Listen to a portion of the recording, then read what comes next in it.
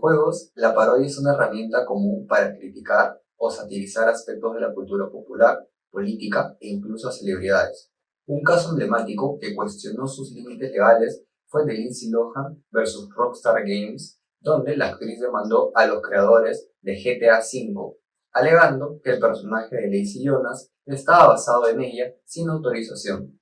Lohan sostuvo que el personaje compartía su apariencia, estilo, experiencias con paparazzis y problemas de salud rumoreados, además de señalar similitudes con imágenes promocionales del juego.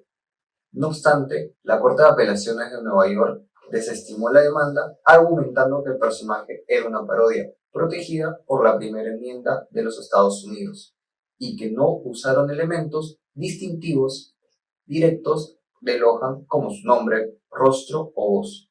Ante ello, el tribunal también afirmó que las situaciones mostradas eran comunes en muchas celebridades. Este caso conlleva que se pueda cuestionar cuándo la parodia es legal y cuándo se cruza la delgada línea hacia una apropiación indebida. Les damos la bienvenida a un nuevo episodio de Pausa Legal, el podcast de User Veritas. Mi nombre es Guillermo Mengual y el día de hoy abordaremos el tema del uso de la imagen personal en el videojuego GTA V. Para ello contaremos con la presencia de la doctora Wendy Ledesma. Muchas gracias hoy por acompañarnos, doctora Ledesma. Muchas gracias, Gaby, y a Pausa Legal por este espacio para conversar de un tema tan interesante. Muchas gracias a usted, doctora. El caso de Lacey Jonas en GTA V, la corte determinó que el personaje era una parodia y no una apropiación indebida de la imagen de Lindsay Lohan. ¿Cuáles son los criterios legales que diferencian una parodia legítima de una violación de derechos de la imagen en los videojuegos? Creo que debemos empezar entendiendo que el derecho a la imagen, la protección que se da a la imagen, no solamente tiene que ver con nuestra representación física, también puede ir, ¿no?, a nuestro rostro, a nuestra voz, el uso de nuestro nombre, nuestra silueta. Entonces, en este caso, como tú bien introduces el caso, la Corte de Apelaciones lo que señala es que se está viendo una representación no semejante a la actriz, sino a las conductas de distintos actores y actrices que en ese momento eran similares a estas conductas de esta actriz. Entonces, identifica en el juego que no necesariamente es esta persona. En el Perú nosotros tenemos, tanto con una influencia más europea de la protección al derecho a la imagen, desde un punto de vista que no se afecte la dignidad, la privacidad de las personas o su reputación.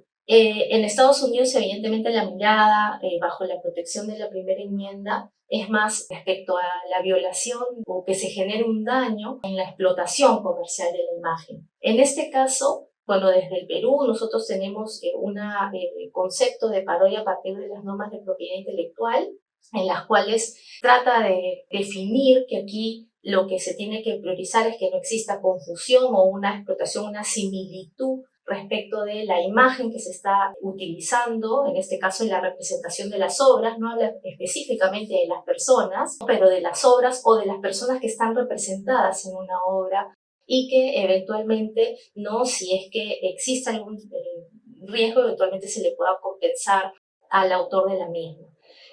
Creo que la mirada aquí es qué tan distinto o eventualmente transformativo, que es como se analiza, se aplica este test de el uso transformativo de la imagen, genera la diferencia, ¿no?, y esa distancia entre la imagen propia de esta actriz o de algún actor o de alguna persona en realidad frente a esta representación en los videojuegos, que cada vez la vamos a ver más presente, ¿no?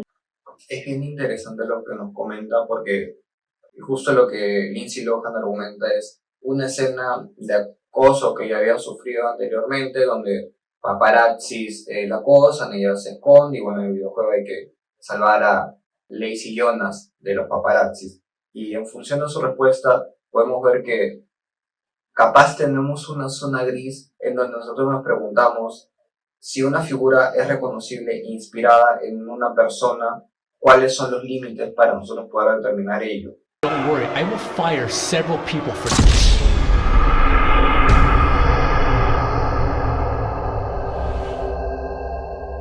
Una segunda pregunta es que en el videojuego, en GTA V, Es un videojuego que ha generado miles de millones de dólares con un modelo narrativo basado en la sátira y referencias a la cultura pop.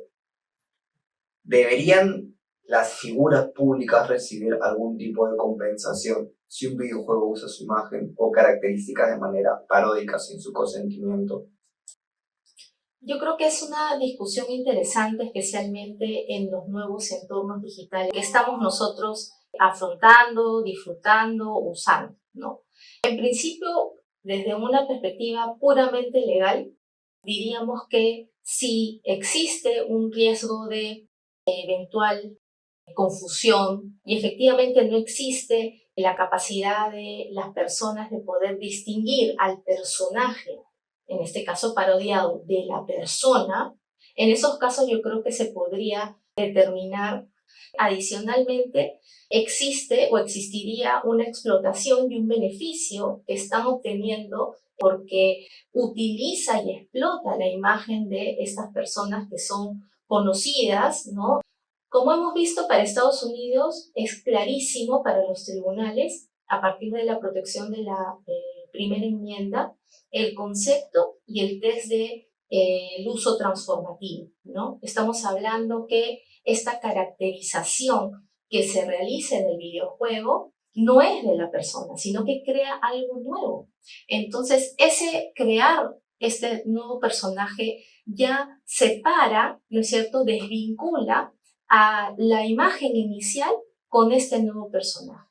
Entonces, en ese uso transformativo, para los Estados Unidos, y el caso de Lindsay Lohan, y hay otros más también en los cuales se ha abordado este concepto y este test, no ha brindado, ¿no es cierto?, esta protección pedida por las personas afectadas por estos usos.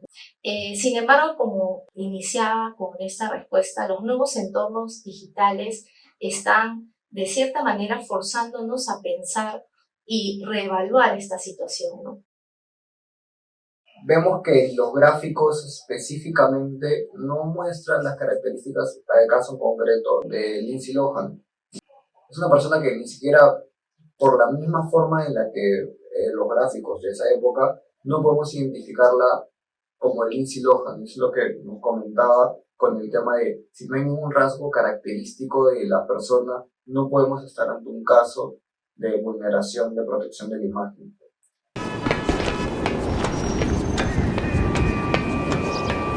Scumbag!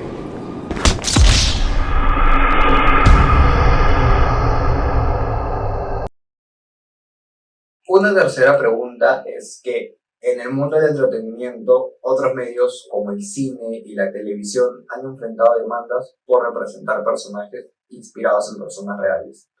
¿Qué diferencia existen entre la regulación de la parodia en los videojuegos y en otras industrias creativas? Yo creería que allí lo más importante es, nuevamente, si uno busca un concepto, una definición como tal de parodia, en el Perú encontramos claramente, ¿no?, una definición, una conceptualización a partir de la normativa de propiedad intelectual, ¿no?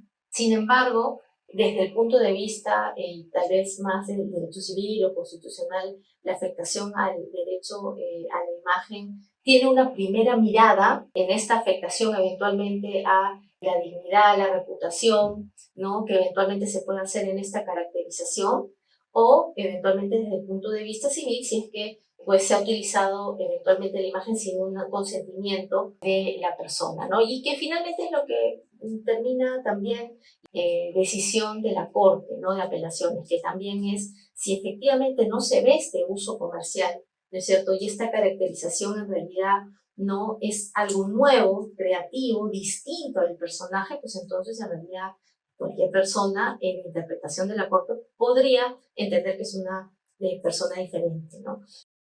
Es curioso cómo hablar un poco fácil de la libertad creativa que se les da a los creadores de los videojuegos para poder realizar ese tipo de inspiraciones. Más que nada en un videojuego, al menos en esta edición, que está inspirada en Los Ángeles, debido a que la ciudad ficticia se llama Los Santos, pero sabemos que es inspirada en Los Ángeles, en todo lo que ocurre, Y de hecho, la escena específica sobre la cual se está discutiendo es en Vinewood, que es referencia a Hollywood. Y en general todo lo que se puede realizar en el modo multijugador online en este videojuego, como ahora último que salió la realización de la obra Hamlet en este videojuego y como un grupo de jugadores se reunió en pandemia y dijo, ¿por qué no hacer o recrear Hamlet en GTA? Poco del tema de la libertad creativa, hasta qué cierto punto podríamos llegar, ¿no? Sin vulnerar la propia imagen de las personas, al menos en tiempos de inteligencia artificial, en donde ahora sí podemos hablar de otro escenario muy distinto como el de las deepfakes.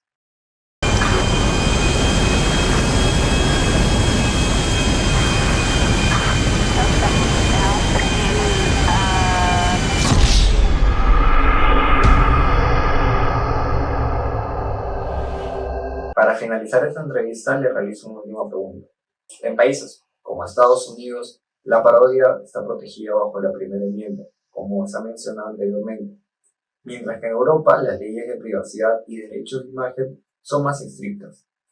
¿Cómo influye el marco legal de cada país en los videojuegos que hacen sátira o referencias a figuras públicas? Bueno, definitivamente los marcos legales deberían generar mejores conductas, ¿no? Y obviamente desde el diseño, desde el planteamiento, ¿no? De la idea y ya la ejecución de la idea creativa, en este caso del videojuego, o ya sea eventualmente de una obra como una película, una obra de teatro, ¿no? Eventualmente se debería tener presente, ¿no? La importancia del respeto de derechos a la imagen, derecho a la propiedad intelectual, el derecho a la protección de los datos personales, ¿no? Y obviamente allí va a ser importante no solamente tener el marco regulatorio, sino que yo añadiría también el enforcement de las agencias, ¿no? Que ahora ya no pueden trabajar de manera separada, ¿no? Sin una coordinación. Estos temas al final en el mundo digital están completamente entrelazados. Pero claro, estamos esperando un lanzamiento, por lo que veo, de uno de estos juegos, y ya no estamos hablando que son solo en un territorio, sino que estos lanzamientos son globales, ¿no? Entonces, ¿hasta qué punto las autoridades, y por eso este es el tema del enforcement, ¿no? ¿Hasta qué punto las autoridades pueden actuar de oficio para poder corregir determinadas conductas que sí afectan, ¿no? O que pueden afectar derechos de otras personas? Ahí está un tema que creo que es importante también de resaltar. No solamente es la regulación, sino el enforcement y también en ese enforcement poder también tener desde los jueces, desde los órganos a nivel administrativo, ¿no? El entendimiento de cómo existe esta interrelación de estos derechos, ¿no? Y con eso poder tener criterios que pueden determinar no solamente esas afectaciones, ¿no? Desde el punto de vista constitucional, sino también desde el punto de vista comercial. Muchas gracias, doctora Lehmann, por haber participado en este nuevo episodio. Estamos seguros de que todos los que no solamente son fans de este videojuego, sino fans de los videojuegos en general, van a apreciarlo mucho. Les doy el pase para una palabra de despedida. Muchísimas gracias a Pausa Legal y Jamie por la invitación. Un tema que en realidad nos lleva a una reflexión mayor, ¿no? Creo que estos tipos de casos nos permiten a nosotros interrelacionar distintas perspectivas y distintas aristas, ¿no? No solamente nos hemos quedado en un tema puramente mercantil, comercial, de la explotación de la imagen, sino que ahora también tenemos que integrar, ¿no? Los temas de propiedad intelectual, los derechos de autor, cómo no generar desincentivos a la industria creativa, pero por otro lado también interrelacionar ahora el nuevo mundo de las tecnologías con el tratamiento de datos personales. Yo creo que hay muchos más temas que discutir y alcances y oportunidades también para que en el Perú podamos tener, ¿no? Claridad en los criterios que se aplican en estos temas, no solamente desde una sola mirada, tal vez desde la propiedad intelectual o eventualmente los datos o eventualmente no desde un punto de vista